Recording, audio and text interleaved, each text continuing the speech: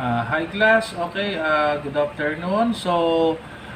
This is our third video. Okay, this video is related to your activity 11, which focus on, pag sinabi natin activity 11, okay, ito siya, activity 11. So, computation of resistor color coding. Okay, pero bago nyo i-accomplish yan, syempre class, hindi ko naman hahayaang mga pa kayo. So, andito tayo para i-explain natin, para at least may idea.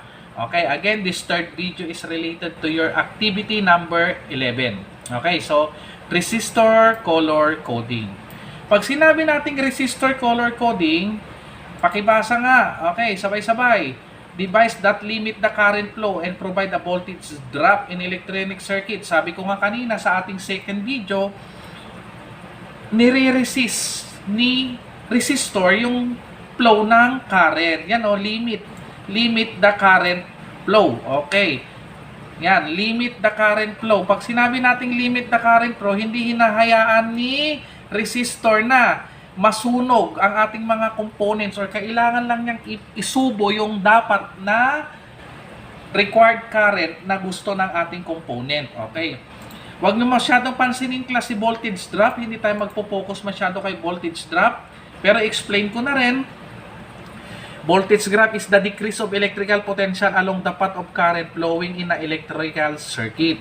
Voltage drop in the internal resistance of the source across conductors, across contacts, and across connectors are undesirable because of some energy supplied is dissipated. The voltage drop across the electrical load is proportional to the power available to convert it in the load to some use of energy. Class, pag bumababa ang current, bababa ang voltage. Directly proportional sila. Tandaan nyo yun ha. Pag mataas ang current, mataas ang voltage. Ganon din, baliktarin natin. Kung mababa ang voltage, mababa ang current.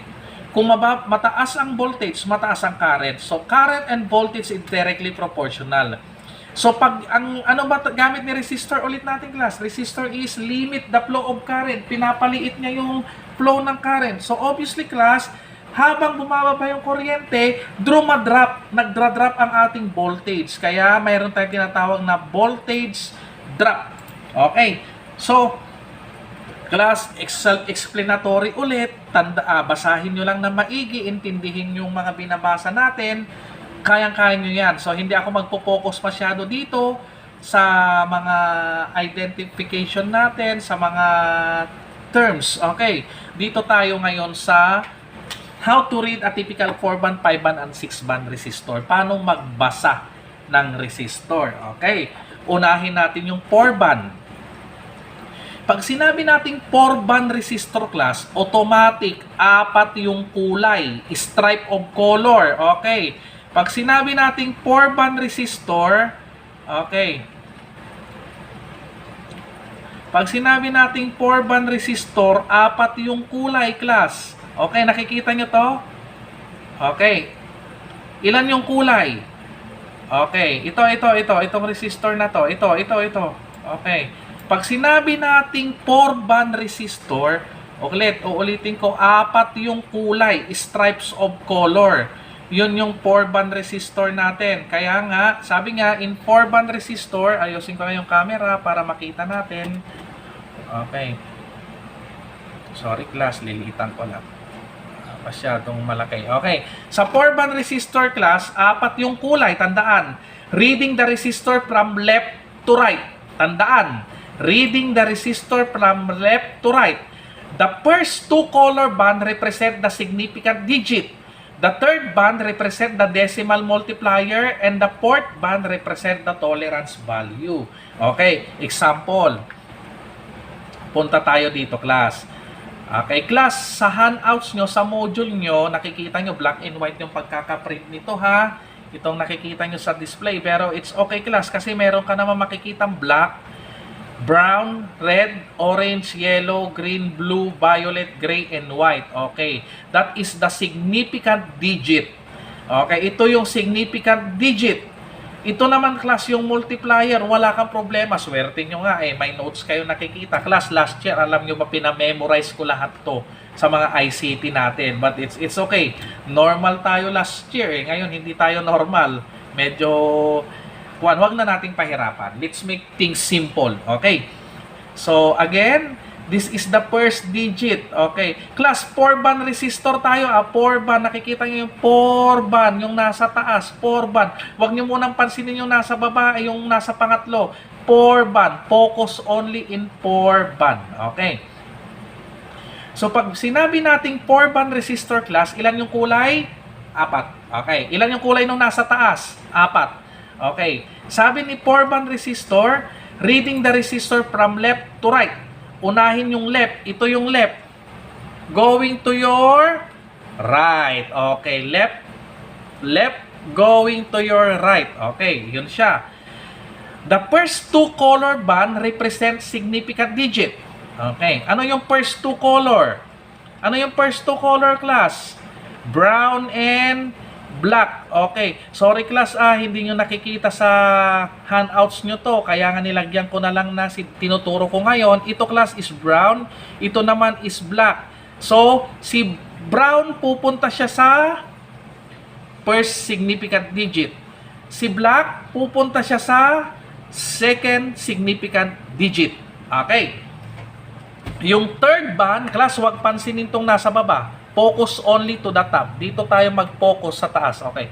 Yung third digit must be orange. Okay. Si orange na yan ngayon, pupunta sa multiplier. Because, sabi nga niya dito, ang babasahin mo lang is the first two color. Okay. Represent that digit. So, ito lang. First two.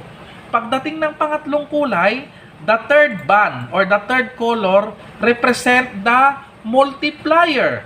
Okay, ito naman ang ating multiplier, class, si pangatlo. So, pumunta siya sa multiplier. Ano naman yung pang-apat na kulay? Si pang-apat naman na kulay and the fourth band represent the what? Tolerance value. Class, this is the tolerance value. Kung nakikita nyo, pumunta doon. Class, huwag pansinin si temperature coefficient at pang 6-band resistor lang yan. Nakikita nyo naman may path tayo, may pathway tayong sinusunod. Okay. Again, let's start. Focus only to the top. Yung unang kulay, which is brown, represent the first digit. Yung second color, which is black, represent second digit. Yung pangatlong kulay, which is orange, represent multiplier. And the fourth color represent what? The tolerance value. Okay. For example, yung kulay niya is brown. Brown to, class, Ano si brown? Punta ka lang kay brown. Tingnan mo, 1. 1. So, okay, wait. Magsusulat lang ako ng na, class, Okay, Microsoft. Sandali lang. Okay. Para hindi malito, relax lang, relax. Huwag masyadong ma-stress. Okay. Okay. Again, yung first color natin, class, is ito. Yung first color natin is brown. Okay, pag sinabi mong brown, bababa ka dito. Ano ang kulay number ni brown? Nakikita nyo naman, class. Brown is number 1. Okay, so ilagay mo ngayon dyan sa 1. Yan yung sagot mo na. Go to the next color. What is the second next color, class? Kasi black and white yan, hindi nyo nakikita. Okay, next color is black. Okay, sundan mo yung second digit. What is the color of black? What is the value of black? 0. Okay. Then, go to the third color. What is the third color, class? Orange yan, Pupunta tayo sa orange. Ano si orange? 1K. Okay. Multiplier. Pag sinabi nating multiplier, i-multiply mo lang. Times. Okay. 1K. So, ano yung kulay ulit? Ano yung kulay ni orange? Papunta kay multiplier. 1K. So, times 1K. Maliwanag. Okay. Then, punta tayo sa pang-apat na kulay, class, yellow. Okay. Nakikita nyo ba? Ito. Pang-apat na kulay na tayo. Huwag niyong pansinin yung nasa baba ulit. Pang-apat na kulay, pupunta kay yellow, which is... Ay, gold pala. Okay. Anong kulay ni gold? Ano ang nakalagay kay gold? Tolerance value. Okay. With the positive, negative, okay, with the positive and negative 5. Okay. 5%. Okay. So, paano natin i-derive ngayon yan? Class, napakasimple lang naman. Ito si first digit, si 1. Si second digit, 0. Si multiplier, pangatlong kulay, 1K. Okay. Plus, ulit, class,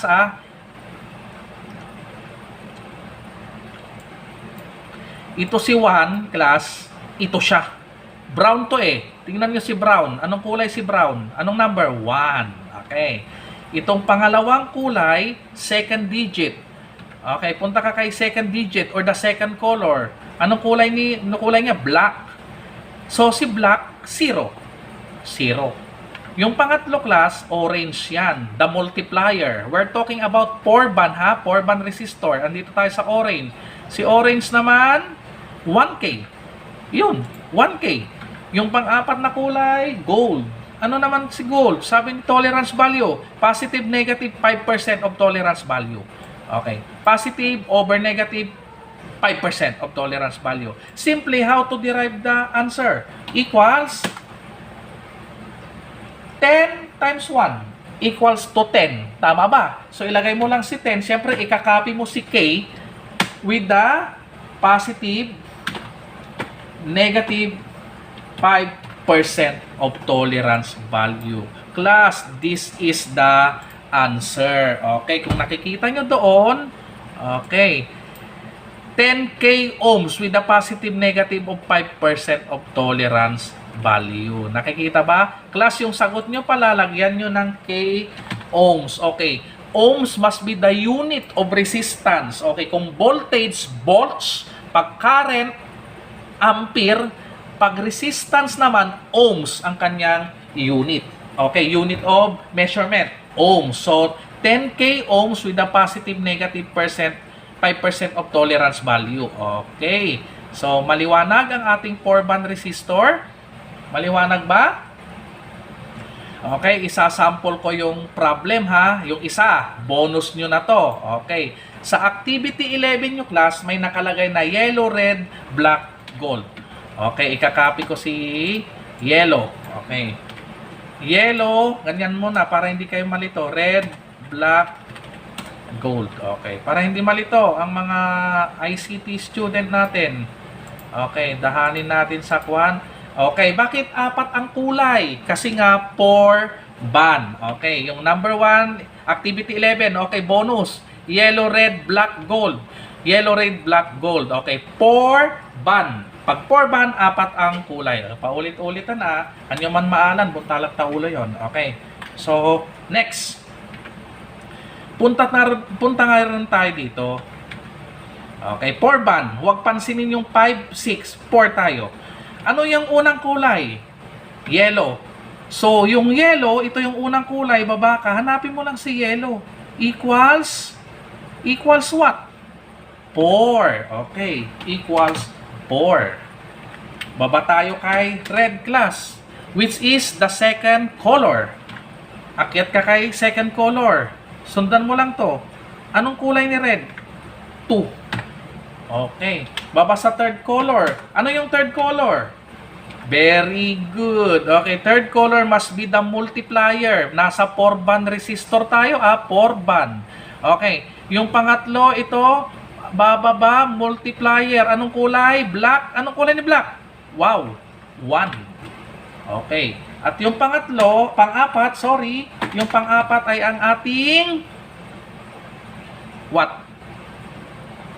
Very good. Okay, may sumasagot. Ore awan nga. Tolerance value. Ano yung kulay? Gold. Again, gold. So, with the positive. Okay. Negative. Class, I want a complete solution sa ipapasa nyo sa aking yellow pad. Positive, negative, 5% of tolerance value. So, dito na tayo ngayon. Okay, liitan ko lang. Okay. So, sasagutan na natin ngayon. Equals 42 times. Ano siya? Yung pangatlo, 1. Okay. Hindi 1 na, walang K. Yung unang example natin, class orange, mayroong nakalagay na 1K. Ito black.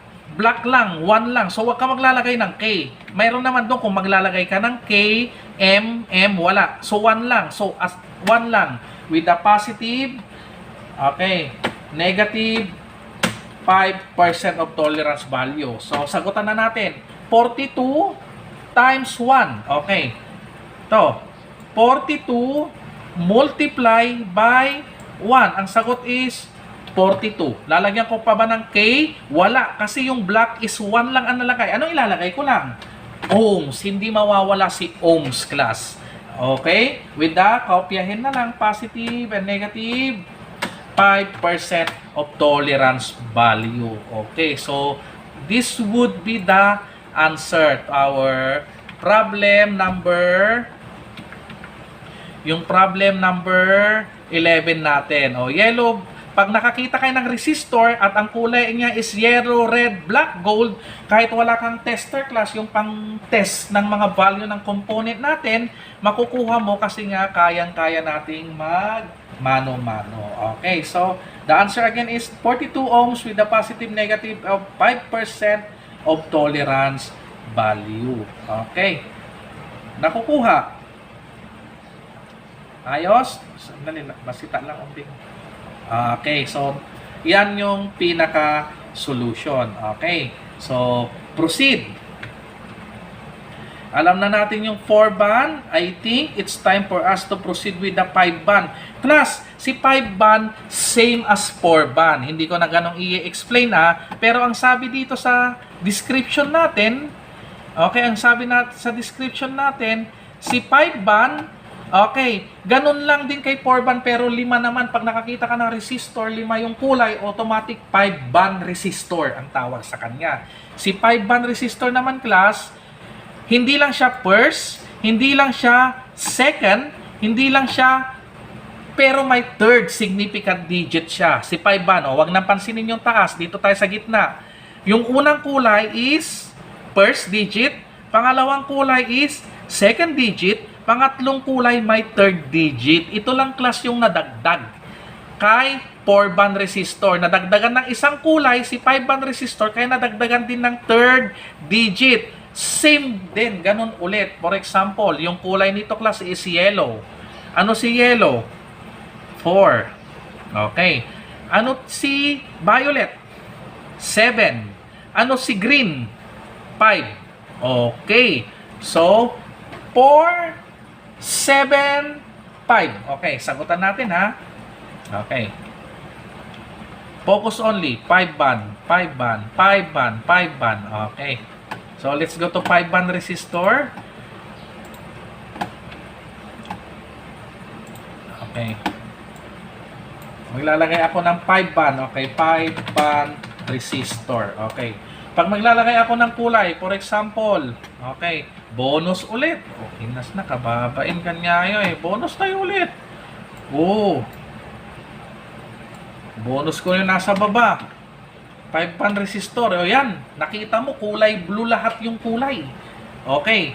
So para hindi malito, okay, ganyan mo na lang. Okay. Nakikita ba class? Okay. 5-band resistor. Okay. Ano yung first color?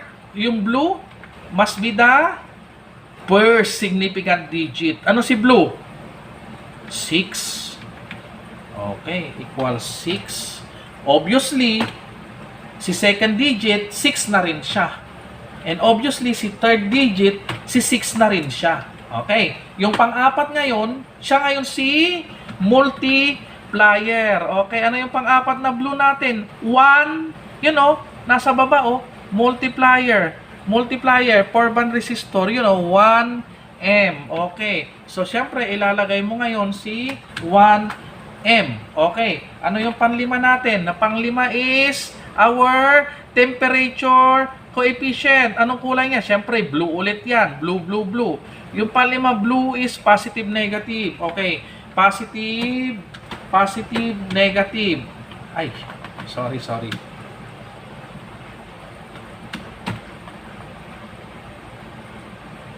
Okay, equals with the positive and negative 0.25% of tolerance value. Okay. So, maliwanag ba class? I-convert na natin ngayon. Simply equals first, second, and third color 666. So, 666 times. Ay, hanga antichrist na ito. Nagkataon lang. Sorry. Okay, kuwan tayo, always pray to God na matapos na ang pandemic. Okay, times 1M with the positive and negative 0.25% of tolerance value. Okay, i-multiply mo ngayon ulit class ha. 666 times 1. Okay, may M. So, ang sagot, 666 M mega ohms with the positive and negative of 0.25% of tolerance value.